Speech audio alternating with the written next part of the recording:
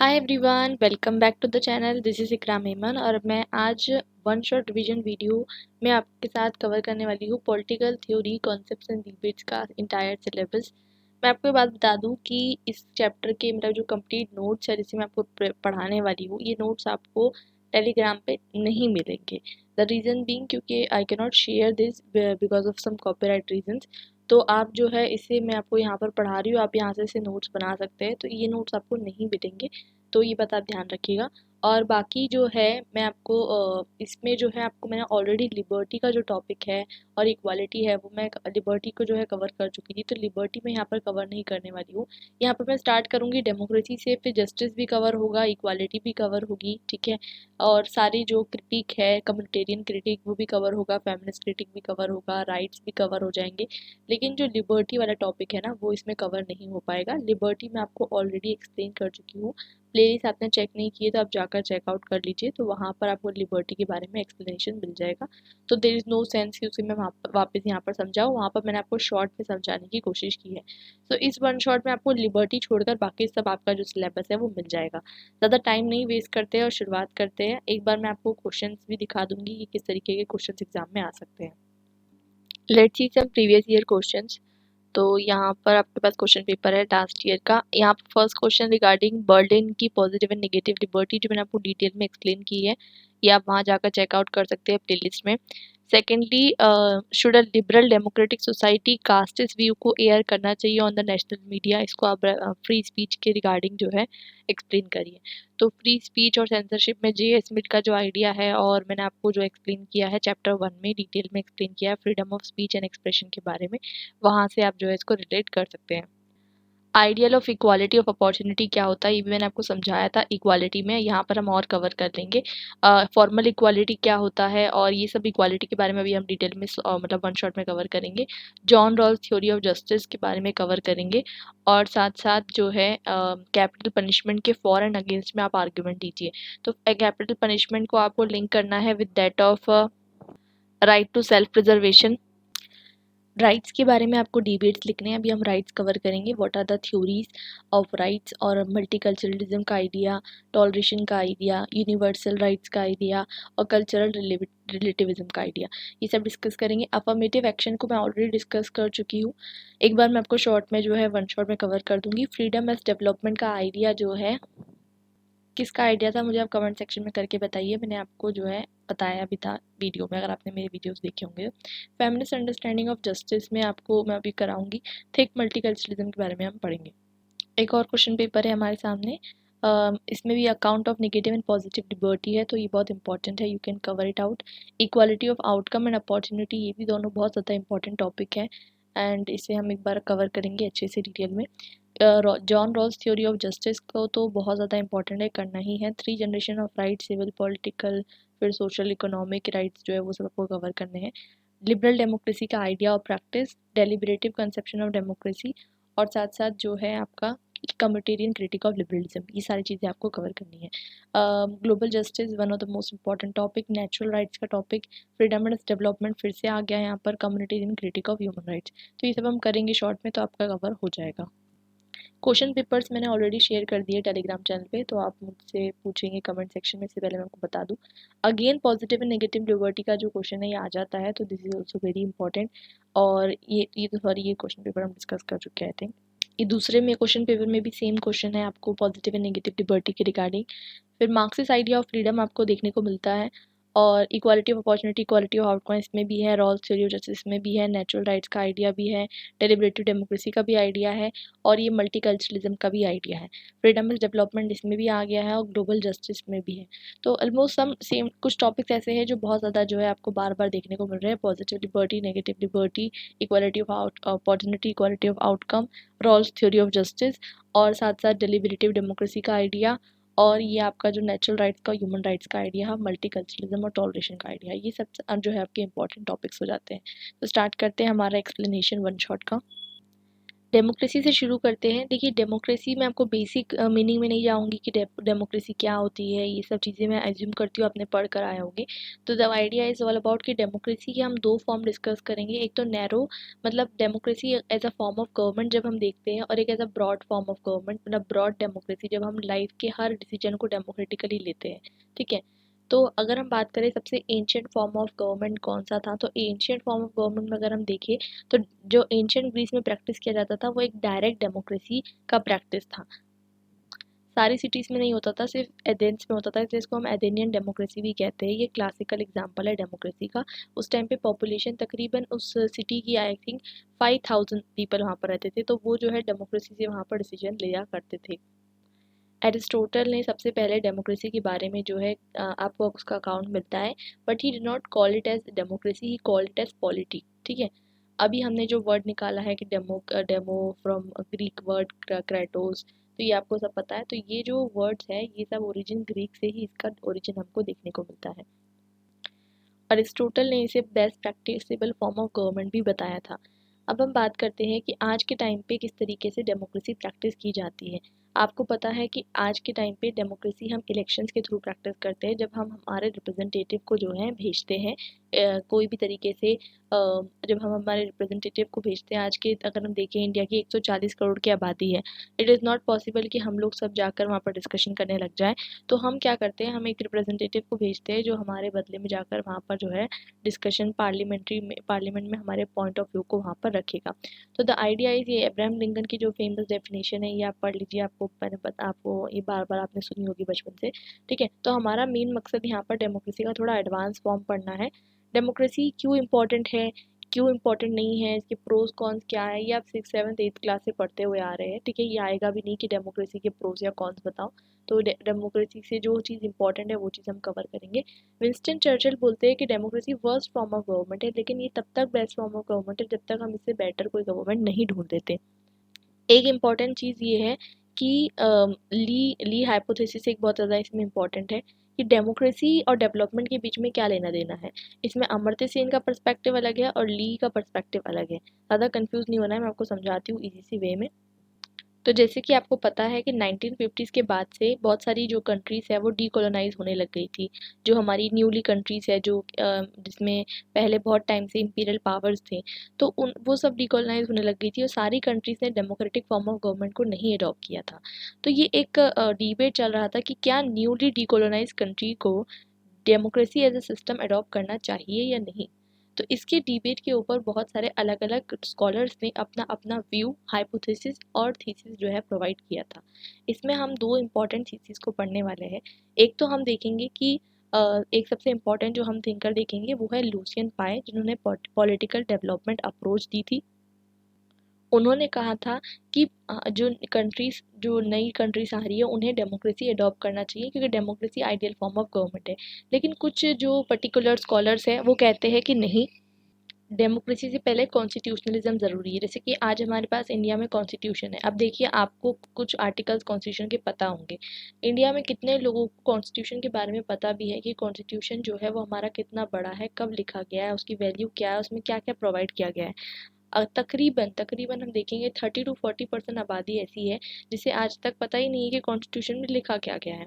ठीक है? हमने कभी कॉन्स्टिट्यूशन पढ़ा नहीं खुद का। ठीक है? तो the idea is that Farid Zakaria बताते हैं कि कॉन्स्टिट्यूशनलिज्म जो है वो पहले आना चाहिए बिफोर दी डेमोक्रेसी। यानी आपको एक तरीके से एक ऐसा सिस्टम बनाना है जिसमें सबको पता हो कि रूल ऑफ लॉ क्या होता है, उसके बाद डेमोक्रेसी आना चाहिए। Same view JH. मिल अपनी बुक में बताते हैं रिप्रेजेंटेटिव गवर्नमेंट में कि डेमोक्रेसी बारबेरियन लोगों के लिए नहीं है। आप अपने आप को रूल तब कर पाएंगे जब आप सिविलाइज्ड हैं। और सिविलाइजेशन का मतलब क्या है कि आपके पास एक डेमोक्रेटिक कल्चर होना चाहिए। मैकियावेली भी यही कहते हैं कि डेमोक्रेसी जहाँ पर इंट्रोड्यूस होना चाहिए जहाँ पर लोग वर्चुअस हैं, मतलब जहाँ पर लोग या तो इतने समझदार है कि वो अपने आप को गवर्न कर सके। अब इंडिया में अगर आप देखें तो भले ही जो भी हम कहें, लेकिन 30 to 40% लोग सिर्फ जाकर कोई कास्ट, रिलीजियन या सिंबल को देकर वोट दे देते हैं। ठीक है? तो अभी ये एक सही तरीके का डेमोक्रेटिक सिस्टम जो है, अभी तक के डेमोक्रेटिक कल्चर जो है वो डेवलप नहीं हो पाया even after 75 years of independence. बहुत सारे जो एरियाज है जो कि जहाँ पर इलिटरेसी बहुत ज़्यादा है, इग्नोरेंस बहुत ज़्यादा है, वहाँ पर लोगों को पता ही नहीं है कि वो वोट देते क्यों हैं। ठीक है, वो किसी भी पैसे के लालच में आकर या किसी भी चीज़ की वजह से वोट दे देते हैं। तो the idea is all about कि अभी तक के जो है डेमोक्रेटिक कल्चर अभी तक के पूरे देश में फैल नहीं पाया है despite of more than 75 years of democracy. तो ये आइडिया यही कहता है कि डेमोक्रेसी वहीं पर इंट्रोड्यूस की जा सकती है जहाँ पर लोग वर्चुअस हैं। जैसे ब्रिटेन में पहले कॉन्स्टिट्यूशनलिज्म आया था, आपको पता है, मैग्ना कार्टा। उसके बाद फिर उसके 600 साल बाद, तकरीबन 600 नहीं 400 साल बाद 1688 में ग्लोरियस रिवॉल्यूशन हुआ, वहाँ पर जो है एक तरीके से डेमोक्रेटिक सिस्टम जो है फॉर्म हुआ। और यूनिवर्सल एडल्ट फ्रेंचाइज तो और लेट आया, 20th सेंचुरी में आया। और इंडिया में अगर हम देखें तो डेमोक्रेटिक कल्चर नहीं था और इंडिया में अचानक से इंडिया आज़ाद हुई और यूनिवर्सल एडल्ट फ्रेंचाइज सबके लिए खोल दिया गया। तो ये एक तरीके से क्रिटिसिज्म है।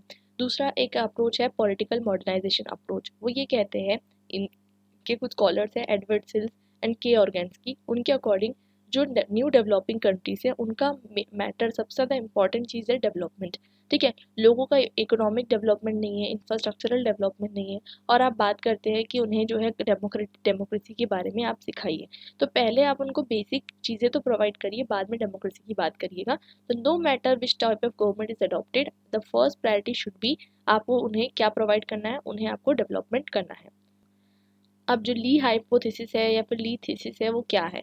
ली बेसिकली जो है फाउंडिंग फादर है सिंगापुर के, और वो मतलब इनका पूरा नाम है।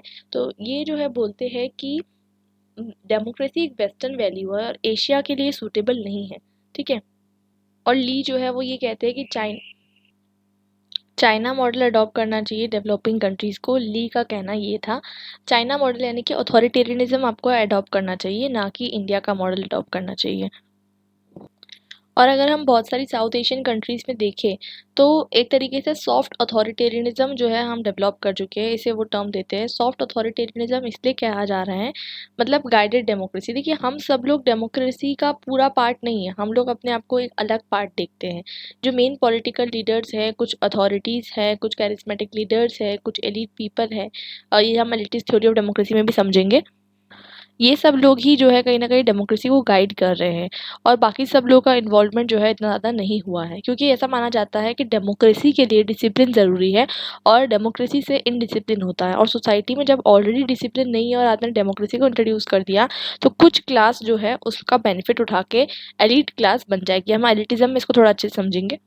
ली का हाइपोथेसिस ये भी कहता है कि डेवलपमेंट के लिए आपको कुछ टफ डिसीजन लेने पड़ते हैं, लेकिन इंडिया में जैसे कि लोग वोट के लिए क्या करेंगे, आप देखेंगे कि किसके ऊपर कितना भी कर्ज रहा, गवर्नमेंट क्या करेगी, चलो पॉपुलिस्ट पॉलिसी जो है इंट्रोड्यूस करते हैं। भले ही इंडिया से फंड ले लेंगे, मतलब आप प्राइवेटाइजेशन कर देंगे, भले ही बाहर से फंड ले लेंगे, लेकिन हम पॉपुलिस्ट पॉलिसी को नहीं छोड़ेंगे। आई होप आपको पॉपुलिस्ट पॉलिसीज़ पता होती है, जैसे कि यही कि इलेक्शन के टाइम पे आपने सुनते होंगे कि आपको 500 रुपये में सिलेंडर मिलेगा, या ये मिलेगा, वो मिलेगा। तो the idea is all about कि आपको ये जो है जनता को अपील करने वाली जो पॉलिसीज़ होती है, इसके ऊपर जो है लोग वोट जीत जाते हैं। लेकिन आप ये तो सोचिए कि आप जो कंसेशन दे रहे हैं, जो सब्सिडी दे रहे हैं, वो आप हमारे ही पैसे से हमें जो है दे रहे हैं। ठीक है, तो ये पैसा आएगा कहाँ से? ठीक है, वो चीज़ के बारे में नहीं सोचते हुए जो है डेवलपमेंट को छोड़कर जो है पॉपुलिस्ट पॉलिसीज़ को डेमोक्रेटिक लीडर्स अडॉप्ट करते हैं। ये चीज़ आपने देखी होगी। ठीक है, तो इसलिए ली कहते हैं कि इंडिया जो है वो एक अनरियलाइज पोटेंशियल का नेशन बना रहेगा, और इंडियन ब्यूरोक्रेसी का माइंडसेट भी सही नहीं है। इंडियन ब्यूरोक्रेसी क्योंकि करप्ट हो जाती है बहुत हद तक के, ऐसा उनका मानना है, मैं उनका परफेक्ट बता रही हूँ। और इंडिया में बहुत कम आप जो है देखेंगे कि राइट तरीके की पॉलिसी इंप्लीमेंट हो सकती है। और मैंने आपको अभी कहा कि जो एशियन वैल्यूज़ है वो कहते हैं एशियन वैल्यूज़ कन्फ्यूशनिज्म से आई हुई है, जो कि ड्यूटी, डिसिप्लिन और सॉलिडेरिटी पे बिलीव रखती है, क्योंकि इंडिया में हमेशा से आप देखेंगे मोनार्की रही है, और इससे पहले भी आप देखेंगे कि जो एशियन कंट्रीज़ है उसमें ज़्यादातर मोनार्की रही है। तो ड्यूटी और डिसिप्लिन का एक ऑर्डर बना हुआ था, और इसलिए वो कहते हैं कि जो डेमोक्रेसी एक वेस्टर्न वैल्यू है वो इंडिया अडॉप्ट नहीं कर पाएगी। अमर्त्य सेन का मानना ऐसा नहीं है। अमर्त्य सेन कहते हैं कि डेमोक्रेसी ज़रूरत है डेवलपमेंट की, और डेवलपमेंट को भी आपको डेमोक्रेटाइज़ करना है। वो कहते हैं डेवलपमेंट का मतलब ये नहीं होता कि सिर्फ इकोनॉमिक ग्रोथ होना, डेवलपमेंट का मतलब उससे ज़्यादा होता है।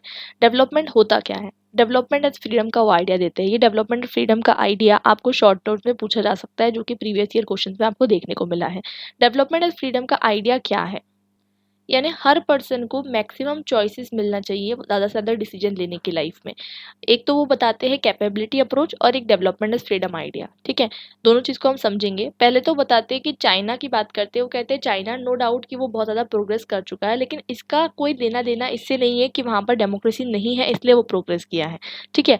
और इंडिया में जो है केरला का एग्जाम्पल देते हैं। आपको पता है कि Kerala one of the most developed हमारा जो है स्टेट है ऑफ इंडिया, और वो ये बताते हैं कि हमारा एचडीआई में जो है केरला बहुत ज़्यादा हद तक के डेवलप कंट्री से मैच करता है। अब देखिए यही होता है कि हर स्टेट की गवर्नमेंट किस तरीके से काम कर रही है उस पर डिपेंड करता है कि वहाँ का डेवलपमेंट कैसा होगा। जैसे कि आप देखेंगे कि एमपी है, ठीक है। पॉलिटिकली मैं नहीं जा रही हूँ, मैं आपको ये कह रही हूँ कि अभी एक स्टैटिस्टिक्स के अकॉर्डिंग वहाँ पर 2 लाख करोड़ का गवर्नमेंट जो है लोन ले चुकी है, और अभी 2000 करोड़ का लोन के लिए और अप्लाई कर चुकी है। The idea is all about कि किस तरीके से वहाँ पर आप अपनी गवर्नमेंट जो है किस तरीके से रेवेन्यू जनरेशन को मैनेज करती है, वो भी इम्पॉर्टेंट है। और किस तरीके से लोगों की नीड्स को पूरा करने के लिए वो रेवेन्यू कहाँ से जनरेट करती है, ये सबसे ज़्यादा इंपॉर्टेंट टॉपिक है। तो वो केरला का एग्जांपल देते हैं, कहते हैं कि it is one of the most developed state of India, और ये वेस्टर्न कंट्रीज़ के एचडीआई से मैच करता है। लेकिन आप बाकी स्टेट्स को देखेंगे तो वैसा वहाँ पर नहीं है। और वो ये भी कहते हैं कि कोई सिंगल कोरिलेशन नहीं है कि आपने कह दिया कि डेमोक्रेसी है तो डेवलपमेंट होगा, या डेवलपमेंट डेमोक्रेसी है नहीं है तो डेवलपमेंट नहीं होगा। एक सिंगल रिलेशन हम नहीं कह सकते। जैसे कि इंडिया में डेमोक्रेसी है लेकिन हर स्टेट उतना डेवलप नहीं हुआ है, ठीक है। और इसका मतलब ये भी नहीं कि डेमोक्रेसी जहाँ पर होगी वहाँ पर डेवलपमेंट नहीं होगा। तो दोनों चीज़ को आप रिलेट नहीं कर सकते, ठीक है। और दोनों चीज़ जो है अलग अलग है, और बहुत सारे फैक्टर्स जो है इसमें रिस्पॉन्सिबल होते हैं। वैसे ही अमर्त्य सेन जो है एग्जाम्पल देते हैं बोट्सवाना का, जो एक छोटी सी कंट्री है अफ्रीका में जिसका बहुत अच्छा इकोनॉमिक ग्रोथ हो रहा है। वो एक स्मॉल कंट्री है और वो डेमोक्रेसी फॉलो करती है। मतलब अमर्त्य सेन बताने की कोशिश करते हैं कि डेमोक्रेसी और डेवलपमेंट का लेना देना है, बस ये बात है कि आप किस तरीके से डेमोक्रेसी को वर्क करते हैं। उसके अलावा वो अपनी बुक आर्ग्यूमेंटेटिव इंडियन में बताते हैं कि ऐसा नहीं है कि डेमोक्रेसी वेस्टर्न वैल्यू है, बल्कि इंडिया में हमेशा से डेलिबरेटिव डेमोक्रेसी रही है। अभी आपको इंडियन पॉलिटिकल थॉट में थोड़ा बहुत मिल जाएगा, मैं वहाँ पर नहीं जा रही हूँ फिर से, जहाँ पर आपको सभा समिति और आपको जो है आपने सभी चीज़ें पढ़ी होगी कि डिस्कशंस होते हैं, ठीक है। तो ये सब मैं नहीं जा रही हूँ, बट आपको वो कहते हैं कि डेलिबरेटिव डेमोक्रेसी का ट्रेडिशन इंडिया में भी रहा है। और वो ये भी कहते हैं कि हर एशियन कंट्री का अपना अपना वैल्यूज़ है, और कोई यूनिफॉर्म वैल्यू नहीं है। एशिया भी अपने आप में एक बहुत बड़ा आप देखेंगे कॉन्टिनेंट है, रीजन है, और वहाँ पर डिफरेंट डिफरेंट कंट्रीज़ की अपनी अपनी वैल्यूज़ है। तो ये कह पाना कि एक डेमोक्रेसी यहाँ पर स्टैब्लिश नहीं हो सकती, ये गलत है। वो कहते हैं कि डेमोक्रेसी की एक इंस्ट्रूमेंटल वैल्यू होती है, एजुकेटिव वैल्यू होती है, लेकिन सबसे ज़्यादा इंपॉर्टेंट इसकी इंट्रिंसिक वैल्यू होती है। इंट्रिंसिक वैल्यू का इंपॉर्टेंस होना मतलब क्या होता है? देखिए, कोई भी चीज़ की इंट्रिंसिक वैल्यू है, मतलब समझ लीजिए आप ह्यूमन हैं, तो आपकी एक इंट्रिंसिक वैल्यू है। आपकी वैल्यू ये है कि आप by the virtue of being human, आपकी एक वैल्यू है, ठीक है? चाहे आपकी दूसरी कोई वैल्यू हो या ना हो, एक ह्यूमन वैल्यू है आपकी, ठीक है? ह्यूमन लाइफ की एक वैल्यू है। तो वैसे ही डेमोक्रेसी की अपने आप में एक वैल्यू है। और डेमोक्रेसी जब हमको मिलती है तो हमें एक राइट मिलता है, हमें एक सेंस ऑफ एम्पावरमेंट मिलता है। और वो ये भी कहते हैं कि जब कोई भी तरीके का अगर समझ लीजिए फेमिन आता है, कोई क्राइसिस आता है, तो प्रॉपर्ली जो है डेमोक्रेसी में मैनेज हो जाता है, क्योंकि यहाँ पर फ्री प्रेस होती है, पब्लिक ओपिनियन फ्रेम होते हैं, और लोग जो है क्रिटिसाइज़ करते हैं पॉलिसीज़ को। और बेसिकली अगर उस टाइम पे क्रिटिसिज्म नहीं देंगे गवर्नमेंट को, तो गवर्नमेंट जो है वर्क नहीं करेगी, ठीक है। तो ये क्रिटिसिज्म कब दे सकते हैं? जब डेमोक्रेसी जो है वो प्रेजेंट रहे। और वो ये भी कहते हैं कि डेवलपमेंट जो है हर जगह पर पहुंचता है। ऐसा नहीं है कि सिर्फ डेवलपमेंट कुछ ही क्लास के लिए जो है रहेगा। अगर समझिए आपने अथॉरिटेरियन गवर्नमेंट रखी, तो आप उनको चैलेंज नहीं कर सकते ना कि आप इनका भी डेवलपमेंट करिए, इनका भी डेवलपमेंट करिए। पर डेमोक्रेसी में आप देख सकते हैं कि सभी को डेवलपमेंट का जो है इक्वल बेनिफिट मिलता है। मैकफर्सन थ्योरी ऑफ डेमोक्रेसी की अगर हम बात करें, और उसके साथ साथ हम पढ़ेंगे, जब देखिए हम थ्योरीज ऑफ डेमोक्रेसी की बात करेंगे, इसमें हम कुछ एलिटिस्ट थ्योरी और प्लूरलिस्ट थ्योरी के बारे में बात करेंगे, रिप्रेजेंटेटिव और पार्टिसिपेटिव फॉर्म ऑफ डेमोक्रेसी के बारे में बात करेंगे। मैकफर्सन ने इस पे बहुत ज़्यादा इंपॉर्टेंट काम किया है। एक उनकी बुक है डेमोक्रेटिक थ्योरी एसेस इन रिट्राइवल, ठीक है। और एक रियल वर्ल्ड ऑफ डेमोक्रेसी, दो आपको नाम याद रखने हैं। मैकफर्सन किसको रिप्रेजेंट करते हैं? मैकफर्सन एक लिबरल इगैलिटेरियन है, या फिर सोशल लिबरल है, या फिर पॉजिटिव लिबरल, आप कुछ भी कह सकते हैं। देखिए ये सोशल लिबरल क्या होते हैं, मैं आपको एक बार शॉर्ट में समझा देती हूँ। जो सोशलिस्ट वैल्यू और लिबरल वैल्यू दोनों को रिकंसाइल करने की कोशिश करते हैं, ये सोशल लिबरल्स कहलाते हैं, ठीक है।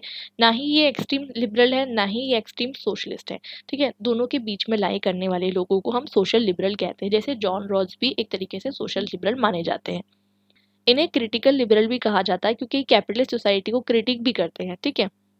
और पुअर का भी इन्हें जो है ध्यान में रखना होता है। मतलब मैंने आपको कहा ना शॉर्ट में, सोशलिस्ट और लिबरल दोनों वैल्यूज़ को जो है ये कंपाइल करके अपने आइडियाज़ को फ्रेम करते हैं। मैं आपको पहले भी कह चुकी हूँ, स्टूडेंट्स मुझे कहते हैं कि आप बहुत ज़्यादा फास्ट पढ़ाते हैं। तो ड्यू टू टाइम कंस्ट्रेंट्स और मुझे स्पीड में पढ़ाने की आदत है, अगर आपको ऐसा लगता है तो आप 0.75x पे डालकर जो है इसे देख सकते हैं। अदरवाइज़ किसी को लगता है कि स्पीड कम है तो वो 1.25x पे कर सकता है।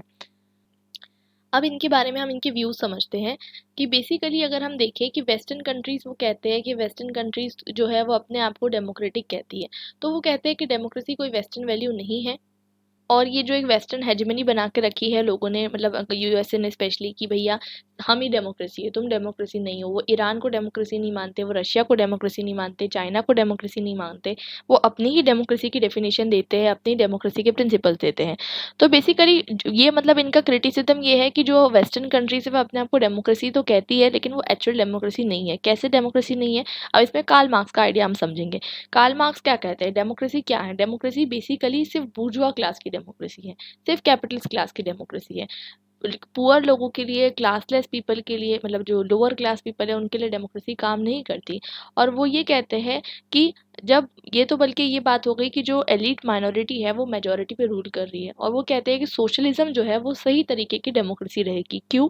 क्योंकि इसमें जो पावर रहेगी वो वर्कर्स के हाथ में रहेगी, और मेजॉरिटी जो है वो माइनॉरिटी पे रूल करेगी। ठीक है, तो ये रियल फॉर्म ऑफ डेमोक्रेसी रहेगी। कम्युनिज्म जो है वो परफेक्ट फॉर्म ऑफ डेमोक्रेसी रहेगी। तो मैकफर्सन इसी आइडिया को रिलेट करते हैं और कहते हैं कि लिबरलिज्म, वो दो चीज़ों को रिजेक्ट करते हैं कि लिबरलिज्म का जो आइडिया है ये डेमोक्रेसी के ऊपर मोनोपोली रखता है, और वेस्टर्न कंट्रीज़ के जो आइडिया है कि western countries perfect model of democracy है, दोनों को वो रिजेक्ट करते हैं। वो यही कहते हैं कि कोई सिंगल मोड ऑफ डेमोक्रेसी जो है वो सही है और कोई गलत है, ऐसा नहीं हो सकता। ठीक है, तो ये जो आप वेस्टर्न कंट्रीज़ कहती है कि हम डेमोक्रेटिक हैं, आप डेमोक्रेटिक नहीं हो, तो ये जो है बेसिकली ये गलत आपका जो है क्लेम है। वर्कर्स की भी वो बात करते हैं कि जब तक आपको सोशलिस्ट रिवॉल्यूशन नहीं आया, जब तक आपने वर्कर्स को राइट नहीं दिए थे वोट करने के लिए, और बाद में आप जो है उनको, वर्कर्स को आप जो है शांत करवाने के लिए उनको वोटिंग राइट्स देने लग गए और वेलफेयर स्कीम्स निकालने लग गए। ठीक है, तो बेसिकली वो कहते हैं कि हम ये जो बात करते हो आप डेमोक्रेसी की, ये ट्रू डेमोक्रेसी नहीं है। वो ये भी कहते हैं कि डिफरेंट तरीके के डेमोक्रेटिक मॉडल्स हो सकते हैं, कम्युनिस्ट मॉडल भी हो सकता है, मतलब एक ही पार्टी हो लेकिन उसी पार्टी के अंदर भी डेमोक्रेसी जो है आपको देखने को मिल रही है। थर्ड वर्ल्ड कंट्रीज़ में बेसिकली बहुत सारी जगह में आपको देखने को मिलेगा वन पार्टी डोमिनेंट सिस्टम चलता है। इंडिया में बहुत टाइम तक वन पार्टी डोमिनेंट सिस्टम चलते रहा, लेकिन ये भी डेमोक्रेटिक हो सकता है। कंडीशन ये रहेगी कि इसका सपोर्ट ज़्यादा है, मतलब लोग एक ही पार्टी को लॉन्ग टाइम तक सपोर्ट कर रहे हैं। अब मैकफर्सन सारी तरीके की डेमोक्रेसी को एनालाइज करते हैं और उसे दो पार्ट में डिवाइड करते हैं। एक होता है ट्रेडिशनल थ्योरीज और एक होती है मॉडर्न थ्योरीज। ट्रेडिशनल थ्योरी यानी क्लासिकल थ्योरी या फिलोसफिकल थ्योरी या नॉर्मेटिव थ्योरी, आप कुछ भी कह सकते हो, ये वैल्यूज़ ऑफ डेमोक्रेसी पे फोकस करती है, जैसे फ्रीडम, इक्वालिटी, डिग्निटी, इस पे फोकस करती है। और ये इसलिए ये जो है बेसिकली इसे हम क्या कह सकते हैं, सब्सटेंटिव मॉडल ऑफ डेमोक्रेसी कह सकते हैं। अब इसी के अंदर दो टाइप होते हैं, ठीक है, ध्यान से समझिएगा, कंफ्यूज मत होइएगा। उन्होंने क्या कहा मैकफर्सन ने, समझिए।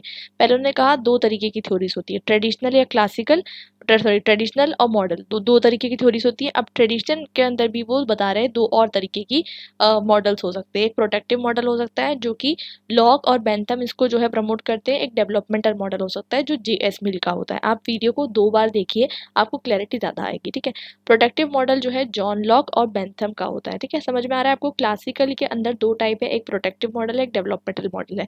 प्रोटेक्टिव मॉडल जो है वो जॉन लॉक और बेंथम का है, डेवलपमेंटल मॉडल जेएस मिल का है। इसे प्रोटेक्टिव क्यों कहा जाता है? प्रोटेक्टिव इसलिए क्योंकि ये इंसान को, जैसे कि आप ह्यूमन से आपको कुछ राइट्स मिले हैं, आपको प्रोटेक्शन मिला है। ठीक है, प्रोटेक्शन इसलिए मिला है कि आपको गवर्नमेंट जो है आपके राइट्स को एक्सप्लॉइट नहीं कर सकती, इसलिए हम इसे प्रोटेक्टिव मॉडल ऑफ डेमोक्रेसी कहते हैं। ये मिनिमम है, मतलब आपकी प्रोटेक्शन करना। ठीक है, आपको प्रोटेक्शन के लिए स्टेट बनाया गया था, वो करना। डेवलपमेंटल मॉडल जो है वो जेएस मिल के आइडिया से है। बेसिकली वो बताता है कि इंसान को, आपको ज़्यादा से ज़्यादा अपॉर्चुनिटीज़ देनी है, सिटीजन्स को ज़्यादा से ज़्यादा अपॉर्चुनिटीज़ देनी है।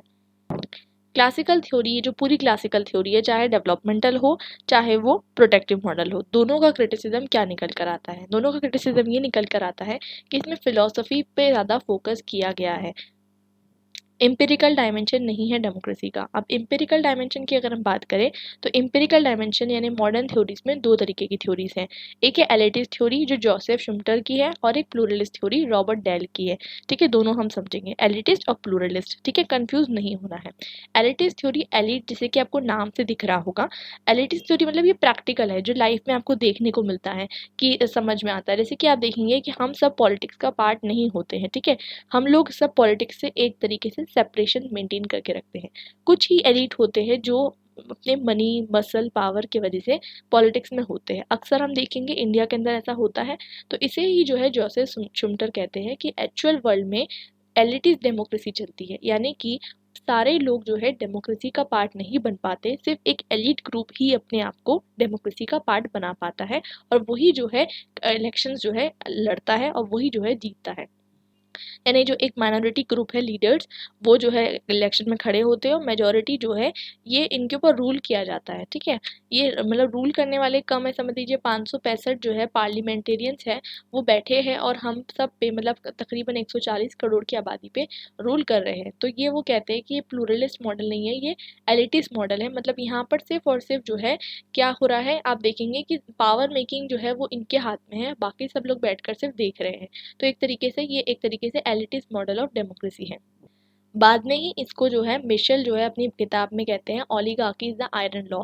ओलिगार्की क्या होती है? ओलिगार्की यानी जैसे कि जब पहले के टाइम पे आप देखेंगे कि कुछ जो मोनार्कीज होती थी उसमें एक किंग नहीं होते थे, 3-4 किंग होते थे। ठीक है, वही 3-4 किंग रूल करते थे। आज के टाइम पे आप देखेंगे एग्जीक्यूटिव होता है, उसमें प्राइम मिनिस्टर सबसे ज़्यादा इंपॉर्टेंट होता है। ठीक है, अब इसी के अंदर आप देखेंगे जो कैबिनेट बनता है, कैबिनेट में कुछ ही मिनिस्टर्स जो है सारे डिसीजन पूरी कंट्री के लेते हैं।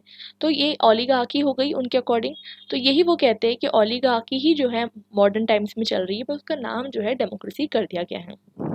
और वो ये भी कहते हैं कि इसमें प्रॉब्लम भी नहीं है, क्योंकि लोग जो है वो इतने ज़्यादा काबिल नहीं है कि वो खुद की डेमोक्रेसी को चला सके, खुद के देश को चला सके। परेटो भी कहते हैं कि एलिट्स जो है दो तरीके के होते हैं, और जैसे कि फॉक्सेस एंड लायंस। ठीक है, एक पावरफुल होते हैं और एक होशियार होते हैं, दो तरीके के एलिट्स होते हैं। ठीक है, और उन्हीं के बीच में जो है ये जो मतलब जो आप देखेंगे पावर जो है घूमते रहती है, कभी परलोकेट डाउन नहीं होती। मतलब आपने कभी देखा है कि कोई बहुत ही जो मतलब आपको एक्सेप्शंस मिल जाएंगे, लेकिन आपने कभी देखा कि बहुत ही ज़्यादा जो है एक रूरल एरिया से, बहुत ज़्यादा एक डिप्राइव्ड सेक्शन से कोई पर्सन जो है जिसके पास रिसोर्सेज नहीं है वो पॉलिटिक्स में आ गया हो? बहुत ही कम जो ऐसा आपको देखने को मिलेगा। द रीज़न बीइंग कि आपको देखेंगे कि politics has become money and muscle power का जो है गेम बन चुका है। ठीक है, एजुकेटेड पीपल भी इसमें नहीं आना चाहते, और इसमें जो है आप देखेंगे कि जो अंडर प्रिविलेज है, मिडिल क्लास है, ये भी से दूरी ही बना के रखते हैं। तो परेटो और मिशेल, इन दो का कहना यही है कि democracy is all about oligarchy.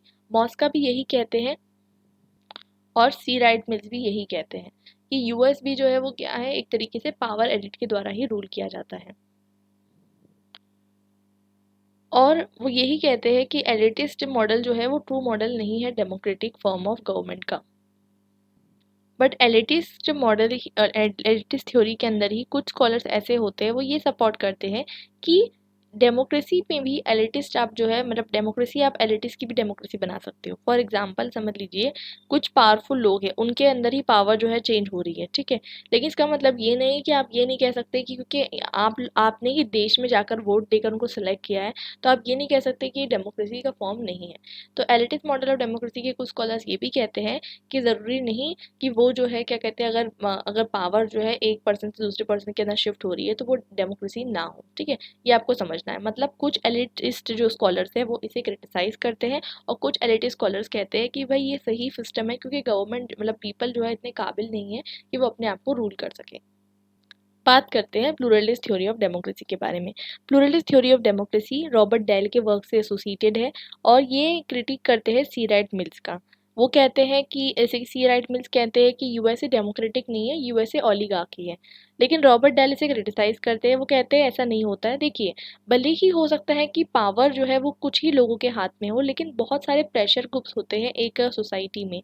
बहुत सारे प्रेशर ग्रुप्स अलग अलग, चाहे वो रिलीजन के बेसिस पे हो, वर्कर्स हो, विमेन राइट्स ग्रुप हो, एनिमल एक्टिविस्ट ग्रुप हो, या फिर वर्कर के राइट्स के काम करने वाले ग्रुप हो, ट्रेड यूनियंस हो। तो ये सब को जो है ये सब जो है कहीं ना कहीं आपको देखेंगे, आप देखेंगे कि जो डिसीजन मेकिंग प्रोसेस होती है उसे इम्पैक्ट करते हैं। इसलिए रॉबर्ट डेल इसे एक वर्ड देते हैं पॉलीआर्की। पॉली मतलब होता है मैनी, आपको पता है, आर्की मतलब पावर। तो मतलब पावर जो है वो भले ही एलिट लोग ही हैंडल कर रहे हैं, लेकिन इन्हें एलिट लोगों को भी बहुत सारे प्रेशर ग्रुप कंट्रोल कर रहे हैं। अब ऐसा तो नहीं है कि अगर कोई भी लीडर वहाँ पर बैठा हुआ है और उन्होंने कोई ऐसा लॉ बना दिया है जो मेजोरिटी लोगों को पसंद नहीं आ रहा है, तो लोग सड़क पे नहीं आएंगे क्या, लोग प्रोटेस्ट नहीं करेंगे? ऐसा तो नहीं है। तो पॉलीआर्की जो है, इसे रॉबर्ट डायल कहते हैं कि it is not a oligarchy, it is a polyarchy. Democracy आपको पता चल गया क्या होता है, रूल ऑफ ऑल होता है। ओलिगार्की मतलब रूल ऑफ फ्यू, और रूल ऑफ मैनी। ठीक है, तीन तरीके के आपको पता चल गया। मतलब रॉबर्ट डेल भी ये नहीं कह रहे कि डेमोक्रेसी है, लेकिन वो कह रहे हैं कि पॉलीआर्की है। पॉलीआर्की बेसिकली वो कहते हैं कि डेमोक्रेसी जिस तरीके से हम सोचते हैं ना कि हम अपने आप को रूल कर रहे हैं, तो ये ऐसा पॉसिबल नहीं है, ये आइडियलिस्ट सेंस है। आज से हो सकता है 100 200 300 साल बाद पॉसिबल हो आइडियल सेंस में, लेकिन आज के टाइम पे ऐसा पॉसिबल नहीं है। आज के टाइम पे सिर्फ पॉलीआर्की तरीके की democratic form of government he possible है। अब एलिटिस्ट, आपको एलिटिस्ट का थ्योरी का कंसेप्शन समझ में आ गया था। एलिटिस्ट ये कहते हैं कि पावर सिर्फ और सिर्फ एलिट के हाथ में होती है, लेकिन पॉलीआर्की ये कहते हैं कि बहुत सारे इंटरेस्ट ग्रुप होने की वजह से अलग अलग तरीके से आप देखेंगे कि पावर जो है वो डिसेपिट मतलब आप देखेंगे डिसेपिटेट होती है सोसाइटी में, अलग अलग लोगों के हाथ में पावर जाती है। ठीक है, भले ही सब लोग जो है पॉलिटिक्स में नहीं आ जाते, लेकिन प्रेशर ग्रुप्स बनाकर पॉलिटिक्स को डोमिनेट ज़रूर करते हैं। और अगर ये कंट्री में राइट टू फॉर्म एसोसिएशन हो, freedom of speech and expression हो, टॉलरेशन हो, मल्टी पार्टी सिस्टम हो, तो इसे आप पॉलीआर्की कह सकते हो। अब क्या आप इंडिया को पॉलीआर्की कह सकते हो? तो हाँ, आप इंडिया को पॉलीआर्की कह सकते हो। ठीक है, अगर इसमें ये सारी कंडीशन फुलफिल होती है अकॉर्डिंग टू रॉबर्ट डेल। और इसलिए वो कहते हैं कि हमें डेमोक्रेसी का वर्ड यूज़ नहीं करना चाहिए, हमें पॉलीआर्की का वर्ड यूज़ करना चाहिए।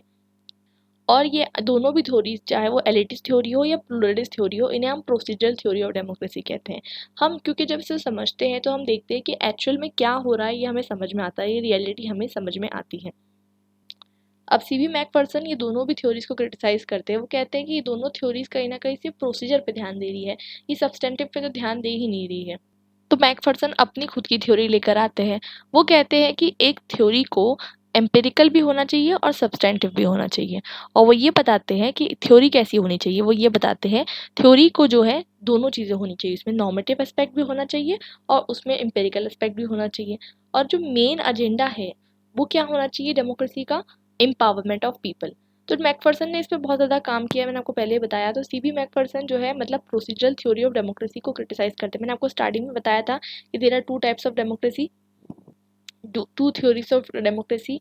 एक होती है ट्रेडिशनल थ्योरी, ठीक है, और एक मॉडर्न थ्योरीज। ट्रेडिशनल थ्योरीज में हमने दो टाइप और पढ़े, ठीक है, प्रोटेक्टिव पढ़ा हमने एक, और डेवलपमेंटल पढ़ा। मॉडर्न थ्योरीज में हमने एलिटिस्ट और प्लूरलिस्ट पढ़ा। ठीक है, इतना क्लियर है? तो वो कहते हैं कि ना क्लासिकल थ्योरी सही है ना ही मॉडर्न थ्योरी सही है। वो कहते हैं दोनों का कॉम्बिनेशन होना चाहिए, तब जाकर एक सही तरीके की थ्योरी फॉर्म होगी। आई होप ये आपको क्लियर हो चुका है। अब बात करते हैं मॉडल्स ऑफ डेमोक्रेसी के बारे में। तीन तरीके के मॉडल्स हैं। सबसे ज़्यादा इंपॉर्टेंट आपके लिए एग्जाम पॉइंट ऑफ व्यू से डेलिबरेटिव फॉर्म ऑफ मॉडल है, इसे याद रखिएगा। Deliberative, participatory and representative.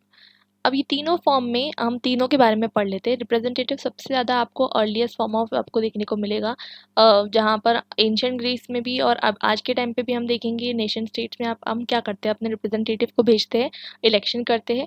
तो ये रिप्रेजेंटेटिव सबसे ज़्यादा कॉमन फॉर्म ऑफ बेसिकली आप देखेंगे डेमोक्रेसी आपको आज के देखने को मिलती है, रिप्रेजेंटेटिव फॉर्म ऑफ डेमोक्रेसी। इसमें कुछ भी नया नहीं है, इसलिए इसमें आपको ज़्यादातर क्वेश्चन नहीं भी आएगा। ठीक है, मोस्ट चांसेस है। जॉन लॉक अपनी बुक में टू ट्रीटीज ऑफ गवर्नमेंट में बताते हैं कि रिप्रेजेंटेटिव गवर्नमेंट जो है ये सबसे ज़्यादा आप देखेंगे प्रैक्टिकेबल फॉर्म ऑफ गवर्नमेंट है, वो ये बताते हैं। मतलब ये कहते हैं कि डायरेक्ट डेमोक्रेसी बेस्ट है, लेकिन सबसे ज़्यादा पॉसिबल फॉर्म ऑफ गवर्नमेंट जो है वो कौन सी है, रिप्रेजेंटेटिव डेमोक्रेसी है।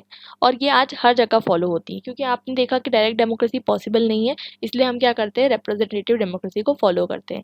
और इसकी लेजिटिमेसी दो चीज़ पे डिपेंड करती है, आपको पता है electoral system free and fair होना चाहिए, और पावर ऑफ रिप्रेजेंटेटिव दोनों पर डिपेंड करती है। तो आप जब तक, अगर आपने इलेक्शन आपने पार्टिसिपेट किया और अगर आपको लग रहा है कि इसका जो ये जो ना करप्शन हो रहा है यहाँ पर और फ्री और फेयर इलेक्शन नहीं है, तो फिर इसका कोई मतलब नहीं होगा। ठीक है। और साथ साथ पावर ऑफ रिप्रेजेंटेटिव भी होना चाहिए, आप जिसको इलेक्ट कर रहे हो वो पावरफुल होना चाहिए इतना कि वो आपके लिए डिसीजन ले सके। अब देखिए, रिप्रेजेंटेटिव डेमोक्रेसी दो टाइप की होती है जो आपके लिए इंपॉर्टेंट है, मैं आपको वो पढ़ा रही हूँ। मेजोरिटेरियन जो इंडिया में है, अब देखिए मेजोरिटेरियन क्यों हम इसे कहते हैं, जब हम एफपीटीपी सिस्टम फॉलो करते हैं, आपने 11th क्लास के एनसीईआरटी में पढ़ा होगा, आई अज्यूम दैट। ठीक है, first pass the post system, तो मैं इतना डिटेल में नहीं जाऊँगी इसको समझाने के लिए, कि जिसमें समझ लीजिए आपने एक पर्सन को आप सिलेक्ट करते हैं एक कॉन्स्टिट्यूंसी से। ठीक है, अगर समझ लीजिए वहाँ पर सिर्फ 45% लोगों ने उसको वोट दिए हैं। ठीक है, और बचे हुए जो 15% वोट, मतलब बाकी के जो 55% वोट है वो डिवाइड हो गए हैं अलग अलग पार्टीज में, तो ये 45% वोट के साथ ये पर्सन जीत जाएगा। इसे हम first pass the post system कहते हैं। तो आइडिया इसकी, इसे हम मेजोरिटेरियन कहते हैं, मतलब मेजोरिटी जो चाहेगी वही होगा, और बाकी जो भी वोट करने जाएंगे वो जो है वो कुछ भी वोट कर ले, इसमें आपको अपना रिप्रेजेंटेशन देखने को नहीं मिलेगा। दूसरा सिस्टम होता है कॉन्सोसिएशनल, जो कि बेसिकली प्रोपोर्शनल रिप्रेजेंटेशन पे एग्जिस्ट करता है, जहाँ पर हमेशा जो रिजल्ट आएगा वो मतलब कंसेंसस से आएगा। मतलब आपने जिसको इलेक्ट किया है, मैंने जिसको इलेक्ट किया है, अगर डिफरेंस है, दोनों भी जो है आपको वहाँ पर देखने को मिलेगा कि दोनों अपने अपने लीडर्स वहाँ पर रिप्रेजेंट कर रहे होंगे। तो ये ज़्यादा बेटर फॉर्म ऑफ गवर्नमेंट है। इंडिया ने फिर ये क्यों अडॉप्ट कर लिया, क्योंकि इंडिया स्टार्टिंग में ऐसा फील होता है लोगों को समझ में नहीं आएगा कि ये सिस्टम कैसे वर्क करता है, कुछ टेक्निकल प्रॉब्लम रहती है इसमें, टेक्निकल प्रॉब्लम यानी थोड़ा डिफिकल्ट है। ठीक है, कंपेयर टू दिस सिस्टम। तो इसलिए हमने बहुत सारे रीजंस थे कि हमने ये सिस्टम को अडॉप्ट किया, लेकिन हमें ये सिस्टम की तरफ मूव ऑन करना चाहिए। ठीक है, ये जो है एक तरीके से सजेशन आता है। सबसे बड़ा इसका क्रिटिक ये है कि रूजो कहते हैं सार्कास्टिकली कि इंग्लिश मैन जो है वो 5 साल में एक ही बार फ्री होते हैं। ऑफ कोर्स ये बात है, देखिए हमें पता है कि इलेक्शन के टाइम पे ही हमें जो है सबसे ज़्यादा पावर मिलती है, इलेक्शन के टाइम पे ही पार्टीज हमारी बात सुनती है, इलेक्शन के टाइम पे हम जो मुद्दा खड़ा करें वो मतलब हर चीज़ जो है हमारी पूरी होती है। तो दिस इज़ नॉट डेमोक्रेसी, हमें हर टाइम जो है हमारी जो वॉइसेस है, ओपिनियंस है, वो गवर्नमेंट तक पहुँचना चाहिए, दैट इज़ डेमोक्रेसी। ठीक है, ये नहीं कि सिर्फ 5 साल में एक बार ऐसा हो। तो इस चीज़ को क्रिटिसाइज़ किया जाता है। इंडियन लीडर्स में भी गांधी जी वगैरह ने और जेपी नारायण, एम एन रॉय, सब जो है पार्टी लेस डेमोक्रेसी को सपोर्ट करते थे, क्योंकि करप्शन होता है पार्टी से और वायलेंस होता है। आपको आज भी पता है कि पार्टी किस तरीके से बहुत सारे वोट को मतलब वोट करने के लिए क्या क्या टैक्टिक्स जो है वो अपनाती है। जेएस मिल ने भी कहा कि इससे टायरनी ऑफ मेजोरिटी हो सकती है। ठीक है, हैना अर्डेंट भी बिलीव करती है कि मैन क्या है, जोन पॉलिटिकन है। तो बेसिकली मैन जो है डायरेक्टली पार्टिसिपेट करना चाहिए पॉलिटिक्स में, इस तरीके की पार्टी सिस्टम नहीं होना चाहिए। अब देखिए, ये हो गया रिप्रेजेंटेटिव डेमोक्रेसी का आइडिया। ये दूसरा आइडिया हम पढ़ेंगे पार्टिसिपेटरी डेमोक्रेसी, जिसे हम डायरेक्ट डेमोक्रेसी भी कह सकते हैं, जो एथेनियन ग्रीस में एग्जिस्ट करती थी। Aristotle, Machiavelli, Rousseau, Gandhi ji, हैना अर्डेंट और हैबरमास इन सबको सपोर्ट करते हैं। बेसिकली डायरेक्ट डेमोक्रेसी, जैसे कि नाम सजेस्ट करता है कि आप जाएंगे और डिसीजन लेंगे। इंडिया में डायरेक्ट डेमोक्रेसी कहाँ प्रैक्टिस होती है, आपको ये पता होना चाहिए, ग्राम सभा में। अब देखिए, वहाँ पर भी करप्शन होने की वजह से कहीं कहीं पर ग्राम सभा बहुत सालों तक नहीं होती है। ठीक है, लेकिन ग्राम सभा में जो है डेमोक्रेसी डायरेक्ट होती है प्रैक्टिस की, अगर हमारे गांव में क्या बनना चाहिए, ये सजेशन सब लोग जाकर जो है देते हैं। तो the idea is all about कि पार्टिसिपेटरी डेमोक्रेसी जो है हमें इंडिया में देखने को मिलती है ग्राउंड ग्रास रूट लेवल। ये गांधी जी का ड्रीम था। ठीक है, इसलिए हमने 73rd 74th अमेंडमेंट में उनका जो है ड्रीम पूरा किया, पंचायती राज और म्यूनसिपैलिटी सिस्टम को इंट्रोड्यूस करके।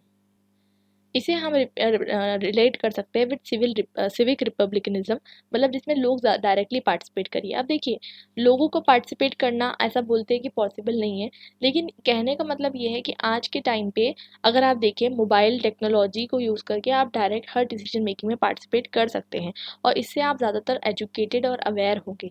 ठीक है, तो बेसिकली अवेयरनेस जो है बढ़ेगी, और ये जो है एंटायरली गुड गवर्नेंस के कॉन्सेप्ट से रिलेटेड है। अब गुड गवर्नेंस के लिए भी देखिए, आपको लोगों को, जनता के अंदर अवेयरनेस होना चाहिए।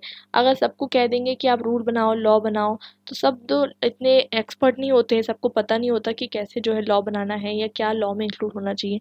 ठीक है, तो ये सब प्रॉब्लम जो है, इसके थोड़े बहुत बेरियर्स है कि पार्टिसिपेटिव फॉर्म ऑफ डेमोक्रेसी क्यों नहीं आ सकती।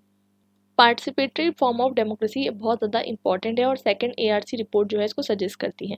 आज के टाइम पे कहाँ पर ये देखने को मिलती है, स्विट्ज़रलैंड में आप देखेंगे लॉज जो बनते हैं उसमें लोगों का डायरेक्ट पार्टिसिपेशन होता है, ठीक है। उसके अलावा हम देखेंगे कि लोग जो है किस तरीके से डेमोक्रेसी में पार्टिसिपेट कर सकते हैं। डेमोक्रेसी में ज़रूरी नहीं कि आपको पार्टिसिपेट करने के लिए पॉलिटिकल पार्टीज़ में ही जाना होगा। आप क्या कर सकते हो, चेक रख सकते हो गवर्नमेंट पे, ठीक है, गवर्नमेंट पे चेक रख सकते हो। बहुत सारी वॉचडॉग बॉडीज़ होती है जो गवर्नमेंट पे चेक रखती है, आप उनका पार्ट बन सकते हो। अब डायरेक्ट डेमोक्रेसी में भी दो स्कूल ऑफ थॉट है। एक लिबरल स्कूल ऑफ थॉट है जो कहेगी कि आप जो है पंचायती राज ग्राम सभा के थ्रू जो है इंस्टीट्यूशन को चेक करो। एक मार्क्सिस्ट स्कूल ऑफ थॉट है, वो रेडिकली बोलेगी कि ये जो इंटायर सिस्टम है इसको ख़त्म करो, डायरेक्ट डेमोक्रेसी को लेकर आओ, कम्युनिस्ट स्टेटलेस सोसाइटी को आप इंट्रोड्यूस करो, ठीक है। अब देखिए एक चीज़ मैं आपको बता दूं, जैसे कि गांधी जी को एनार्को पैसिफिस्ट कहा जाता था। उन्होंने जो एक सिस्टम दिया था उसे हम ऑर्डर्ड एनार्की भी कहते हैं, यानी कि कोई स्टेट नहीं होना चाहिए, कोई पावर अल्टीमेट अथॉरिटी नहीं होना चाहिए, हर एक पर्सन अपने जो अपने रीजन है उसको डेवलप करने के लिए साथ में आएगा, काम करेगा और डिसेंट्रलाइजेशन होना चाहिए, ठीक है। तो ये एक तरीके से आप देखेंगे कि इंटायर सिस्टम जो है ये क्या हम बढ़ रहे हैं, हम धीरे धीरे सेंट्रलाइजेशन से डिसेंट्रलाइजेशन की तरफ जा रहे हैं, क्योंकि power tends to corrupt and absolute power corrupt absolutely. तो आप किसी के हाथ में पावर देते जाओगे, अगर जब तक पावर आपने किसी के हाथ में दी तो वो करप्ट हो जाएगा।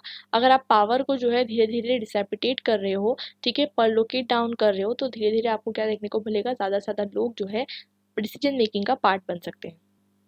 तो आई थिंक ये आपको क्लियर है कि किस तरीके से डायरेक्ट डेमोक्रेसी के बारे में हम डिस्कस कर चुके हैं, डायरेक्ट डिस्कस जो मतलब डायरेक्ट डेमोक्रेसी किस तरीके से प्रैक्टिस की जा सकती है। थर्ड और मोस्ट इम्पॉर्टेंट, डेलिब्रेटिव डेमोक्रेसी आपके एग्जामिनेशन पर्सपेक्टिव से। डेलिब्रेटिव डेमोक्रेसी का मीनिंग होता है सबसे ज़्यादा इम्पॉर्टेंट डेलिब्रेशन। डेलिब्रेशन क्या होता है?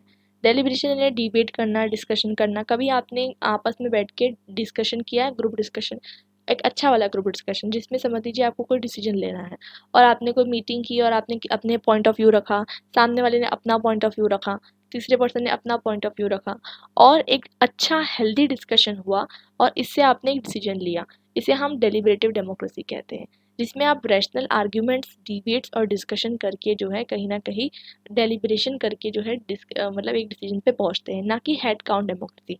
समझ लीजिए 10 लोग बैठे हैं, ठीक है, 10 लोग बैठे हैं, ठीक है। अब 10 लोगों में से समझ लीजिए मैं 10 सर्कल नहीं बनाऊंगी, तो 10 सर्कल में 3 सर्कल बना देती हूँ। अब 10 में से एक पर्सन जो है उसका पॉइंट ऑफ व्यू अलग है, 9 का पॉइंट ऑफ व्यू अलग है। अगर हम हेड काउंट डेमोक्रेसी से जाते हैं तो वोट अगर आप करेंगे तो 9 लोग एक राइट में वोट करेंगे और ये ऑर्डर पास हो जाएगा। लेकिन डेलिब्रेटिव डेमोक्रेसी क्या कहती है कि आप इसकी भी बात सुनो, ठीक है। हो सकता है ये कोई ऐसा पॉइंट कह रहा हो जो आपके पास नहीं हो, ठीक है, ये आपके पास नहीं हो, तो ये अगर आपके पास नहीं हो तो आप इसको इनकलकेट करिए अपने पॉइंट के अंदर। आप इसे समझाइए कि आपका पॉइंट कैसे बेहतर है। सिर्फ ये नहीं कि आप क्योंकि मेजोरिटी में हो तो कुछ भी आप कर सकते हो, ठीक है। तो ये आइडिया जो है democracy, basically it is not about कि आपको सिर्फ आप मेजोरिटी में हो तो कुछ भी कर सकते हो। डेमोक्रेसी इज़ ऑल अबाउट कि आप डिस्कशन में सबको इन्वॉल्व करो। डेमोक्रेसी और मॉबोक्रेसी में यही फ़र्क होता है। मॉबोक्रेसी नहीं है, मॉबोक्रेसी यानी मॉब मतलब एक झुंड, एक भीड़ होती है, वो लोग साथ में आए, जितने भीड़ उतना ज़्यादा मतलब सपोर्ट मिल जाएगा किसी चीज़ को। ये डेमोक्रेसी नहीं है।